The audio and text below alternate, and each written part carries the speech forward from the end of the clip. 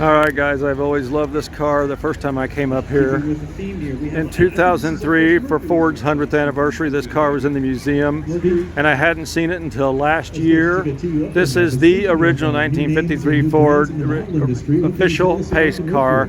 They did make some reproductions, but this is the one, and I believe it was William Clay Ford that drove it across the track, around the track, in 1953, and they're getting ready to talk about it.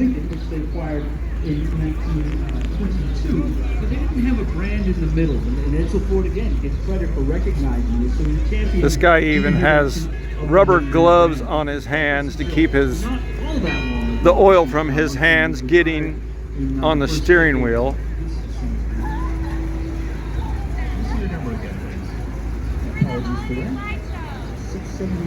I love this car, man. Original wire wheels.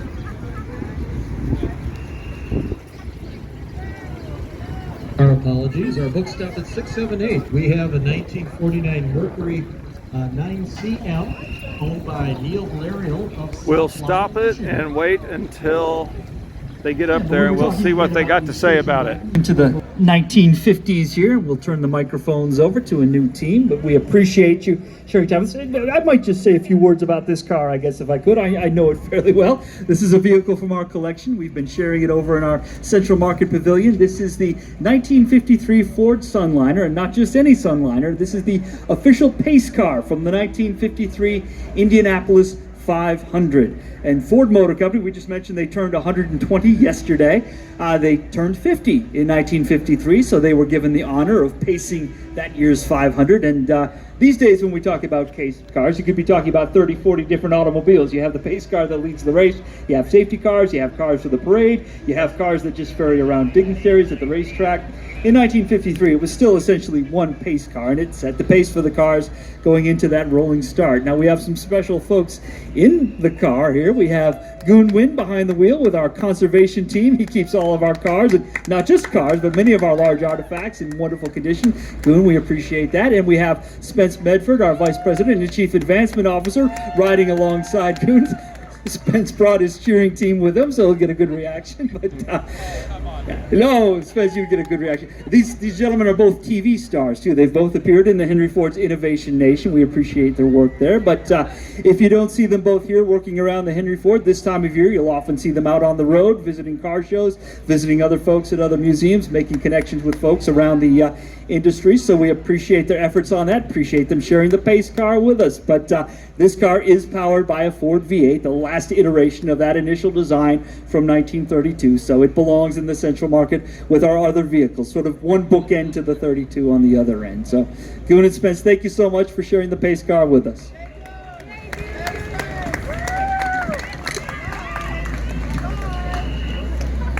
What a great car. Hey guys, this is Scott. He knows a little bit more about this car that we were trying to look at, but it was so loud over there that I was telling you about. So Scott, what can you tell us about the car? This is the 53 Sunliner. It's a 500-mile race. I think you have to speak up a little, please. Oh, sorry. Yeah. It was the golden anniversary car, the Indy 500. The golden anniversary. It was May 30th, 1953. Just passed its 70-year birthday. There were 3 cars made for this race. So we have one of them.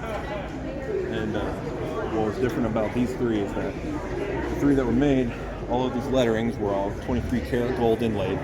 23 karat gold inlaid. Yep, as well as the Ford name up there, and as well as the AAA name over there. And another part that was gold inlay is the interior of the car. The leather is gold. The gold is like worked into it. I don't know if they use. It's got real gold in it. Yep, real gold into it. Yep. And I'm surprised that it's still lasting. It's not like a vinyl or anything. A vinyl would have right. Not made it through the years. But yeah. So when it came to so there were 2,000 commercial versions of this available. So they were available to the public. Yeah, but there was the difference in that there was no gold inlay in the commercial ones, and there wasn't leather. It was all vinyl. And it was, we believe it was gold colored vinyl.